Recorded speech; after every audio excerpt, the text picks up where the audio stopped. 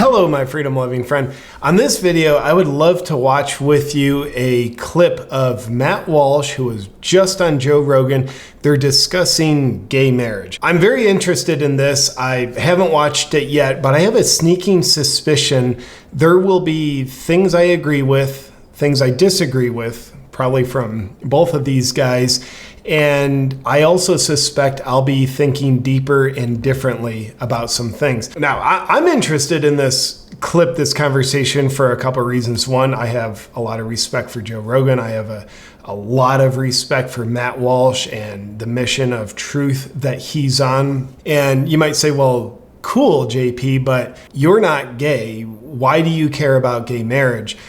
I think it's an interesting topic because, I can look at the trans ideology and indoctrination that's going on, and I think it's highly unfortunate that in that fog that is trying to disconnect people from truth, unfortunately, the gay community is attempted to be swept up in that propaganda. But I don't think they deserve to be swept up in the propaganda. It's now LGBTQRSYZ. But the gay community is separate from trans. It's not this deceptive attempt that they're a part of. That's why I think the Gays Against Groomers, if you've looked at their Instagram, I think they're one of the most important voices out there, because I think a very legitimate group is being used to attempt to foster legitimacy in a very illegitimate, non-truth-based movement. So I'm very interested on what they both have to say about gay marriage. And obviously this channel, while we do a lot of calling out lies and corruption, we do that in the name of pursuing truth. So I'm interested to ponder the truth of this matter. Let's take a look. What about specifically about the marriage one? Well, do you believe that marriage, is marriage fundamentally a procreative male and female union or not? There's not really much of a compromise position there. There's not a compromise in gay men that want to be married, they're in love. And just real quick, something I think is worth noting, because we see a lot of Marxism happening today, which is basically, in a nutshell, attempting to destroy truth. So we pretend we don't know what a woman is. They try to disconnect people from basic fundamental definitions and truths of what a word represents. So here's something I consider, because I've always been like, yeah, gay marriage, of course. I have no problem with someone being gay. I have no problem with someone being hetero. I sincerely don't care. I love all those people equally. The definition of marriage, I think that's something I've really never considered up until about this point. What is the definition of marriage? Because I think disconnecting from the original intent of words harms us. That's what Marxism does. So I don't know, I wasn't there when the word marriage was defined and codified, but just hypothetically, here's what this word means. Man and woman get married, legal union. Then I consider I could rethink my thoughts on gay marriage. If that's the fundamental definition and truthful intent of what the word marriage is. Now, because I also highly support gay marriage, how do we preserve that truth of that word while also preserving the freedom of people to love and unionize with whoever they want to? Does a different word need to be created that has the definition that helps encompass those realities? Just some of my thinking. They want to formalize their bond so they could see their partner if there's a medical emergency or if there's a death where you assign assets to your loved ones. Well, that's not a compromise on the fundamental definition of marriage, because that's the question that lies underneath all of this. Well, marriage is a legal union between people who love each other, right? Isn't that what it is? For what purpose? Why do we need a union? Because they want it to be solidified. They want it to be carved in stone.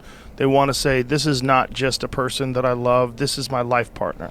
Right, but why, as a society, why do we need to solidify or make official a union between people who love each other? Like if you're with someone you love them, then why isn't that? Like why do we? What purpose does marriage actually serve in society? What is it doing for society? At this point, I'd love for like one of those like old codger guys from like the 1700s with one of those stupid wigs, because they apparently all had syphilis. Their hair was falling out, so they wore wigs.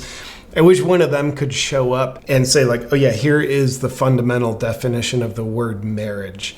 Now, I think Matt Walsh is very much implying the fundamental definition of the word marriage is between a man and a woman. That's what he's implying. I don't know that that's true. Could imagine it might be. And Joe Rogan's making, I think a very valid point in conjunction with Matt Walsh's very valid point of, well, if two people who are gay want to unionize and have the same legal benefits and all the legal stuff that happens when you're married, they deserve that. And I think right now they're both right. But it's not necessarily for society, it's for the individual's comfort. If two people decide to stay together and have children and don't ever get married, that's okay too. I mean, we don't have a law against that. So if two people decide that they want to be joined in union and they want it to be legal, they want to really commit. I'm committing so hard, I'm going to bring lawyers involved, and we're going to sign papers, and we're going to go over the terms of this. Mm. But I don't think it is just personal. It is a public. It is also a public institution. Sure. That's what we're talking about. You want the public to recognize this. If it was just personal, then we wouldn't even be having the conversation, because people are, loving whoever they're loving, and that's it. There's no way to control that, and it is what it is. But what if any negative aspects would there be to people doing that if they're gay? Well, the issue is that my answer to Rogan's question, if I'm just steel manning that question, would be it potentially erodes the original truthful intent of what the word marriage defines, or what the word marriage is. My steel man curiosity about it. Let's hear what Matt Walsh has to say. From my perspective, and from the perspective of most human societies that have existed in history, is that marriage is the context in which the procreative union occurs. Marriage is the foundation for the family.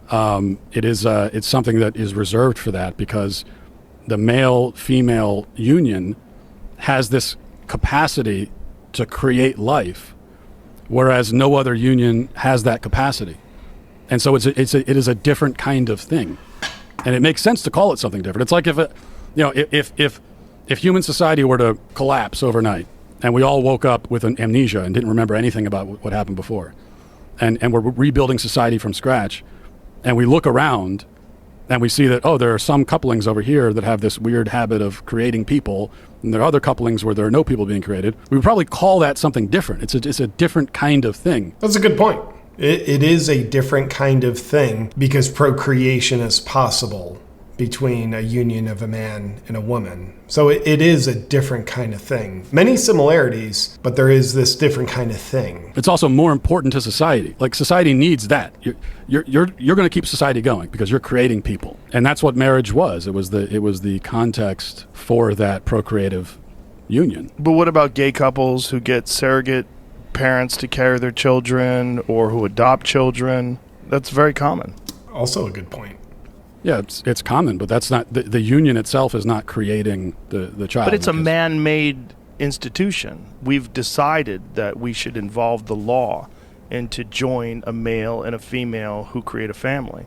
Like, why would that be mutually exclusive? Why would that not apply to a gay couple? Well, again, part of it is it's a matter of definitions. So to me, that's such a good point. It's a matter of definitions. Now, with any word, if you have 100 people, you can have 100 subjective definitions of the word. But what is the actual definition of the word? I don't even know, like dictionaries, they've been changing their definitions nowadays through political pressure. So that's why I'm so interested. I'd love to have like the creepy dude full of syphilis wearing the creepy looking stupid wig who, like, what was the original definition of the word? So right now, I don't think we have that in the conversation. We just have Matt Walsh has his definition, which I'm sure he's done diligence and has the best definition he can.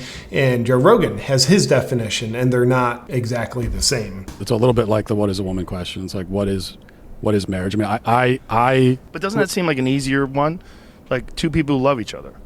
This is my life partner. This is the person I want to be with to the day I die. Let's get married. Everybody is happy. Everybody celebrates. Why just two people? Why just two people? Well, I don't know. Why only two people with heterosexuals? Because that's not always the case. Well, because only two people can create another person, you know? No. Also an interesting point. No, you can have another person involved, and they can have your kid too. I mean, isn't that what the Mormons did?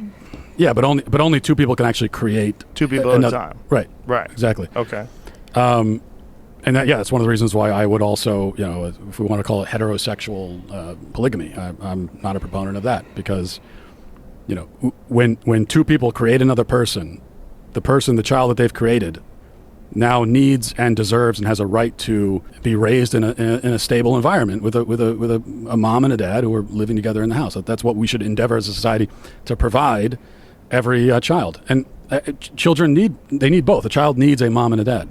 Man, having my own child, he's almost 2. I now see more than ever, and I feel and experience it, how a child does need a mom and a dad.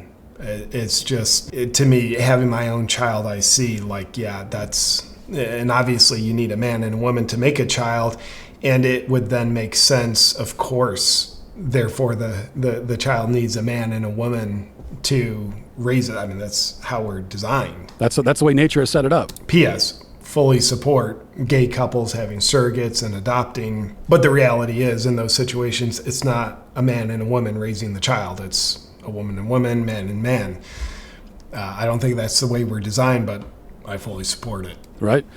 So even this, it's the idea of like, well, two men will raise a baby. So are we saying that the mom is not? The mom is disposable here, expendable? We don't need the mom? That's not what we're saying. We're saying, is it okay if two men raise a baby? Like if a single dad can raise a baby, a single dad's not required if the wife dies. He's not required to get married and provide his son with a stepmother. Yeah, he's not required. And right. Of course, we wouldn't require that. But so what if that single dad decides after the mother's gone, you know what? All this time I've actually been gay, and really I want to marry a man. Now marries a man, still continues to raise the son. That's his son. Well, I think you can have single parent households, right? But in a single parent household, and the child can be raised by a single parent, and the child can turn out okay and have a great and fulfilling life. But it's going to be not because there's only one parent, it's in spite of that. That's a hurdle you have to get over. The child is still being deprived of something that is important. I do believe that the nuclear family, it's so important, and I do agree with Matt Walsh that a nuclear family not being intact, that does become a hurdle. I think that's a pretty interesting point. To consign a child to that to begin with and say, well, we're going to give you two dads rather than a mom and a dad. Because the child was there was a mom involved in creating the child, but she's not going to be anywhere in the picture. I'm of the view that that's not, that the mom is not expendable. She plays a necessary role that cannot be replaced by a man. I cannot be my child's mother. My children have a mother. They need her. She does something special and unique in our family. And if they didn't have her, it doesn't mean that they're not going to be able to function anymore as human beings, but they're going to be deprived of something important. I think that's interesting, and this is just a clip of their conversation within the conversation. There's more if you want to listen to the whole podcast. One of the things I love most about this conversation is it has me thinking in ways I wasn't thinking. And the other thing I love about this conversation is obviously Rogan and Matt Walsh don't see exactly eye to eye, but I loved how civil they are, how respectful they are of here's my point of view, here's this, questions go deeper. I think that's brilliant. I think that's a great model for maybe what we in the divided society can strive for. civil conversation, and at the end of the conversation, if you still don't see eye to eye, can we respect each other anyway and accept you have a different point of view, I have my point of view, it's based on my best critical thinking, yours is likely based on your best critical thinking, we don't see eye to eye, but at the very least, we probably understand each other a little bit more. So yeah, I leave this conversation very curious. Like, okay, the original intentful definition of the word marriage, that's so important. We can't erode meaning of words because that's eroding truth. That's part of Marxism. It's part of communism. It disempowers people. We leak our freedom out when that happens. And having the space for marriages to happen, even if they're not encompassed with the word marriage. If a new word needs to be created, I'm fully supportive of that. But I do feel protecting and preserving truth is absolutely essential when it comes to protecting and preserving freedom. So with that said, I don't think anything's concluded with this conversation, but I love thinking about it. I love thinking deeper. I love thinking differently. I love hearing two sides of an argument when the two sides are coming from thoughtful, rational places. I have no interest in hearing two sides of an argument where it's just yelling. They might as well not even be speaking words. It's just emotional reactivity, noises coming out that conveys someone's emotional charge. It's like, well, I get nothing out of that. I probably feel anxious seeing two people just angry at each other and disrespecting each other. So I love this conversation. I'm going to listen to the full episode. And let me know what your thoughts are on gay marriage in the comments below. I'd love to hear them. It's very interesting because I think that topic deserves individual thought removed from the trans ideology propaganda that it unfortunately gets swept up into, I think intentionally. So to me, it's two very separate issues and topics. So let me know what you think on gay marriage in the comments below. I look forward to reading them. And in the meantime, I appreciate you being on Team Freedom with me. I will be talking to you soon. And also, I might even be seeing you soon. I want to let you know about a few fine American cities that I'll be performing live in very soon. I've got Topeka, Kansas, Wichita, Kansas, Des Moines, Iowa, Clive to be exact. I've got Corpus Christi, Texas, and Salt Lake City, Utah coming up on the schedule. If you'd like to come out and see me live, connect, share some laughs, I would love to have you. Tickets and my full tour schedule is at awakenwithjp.com. And for now, stay free, my friend.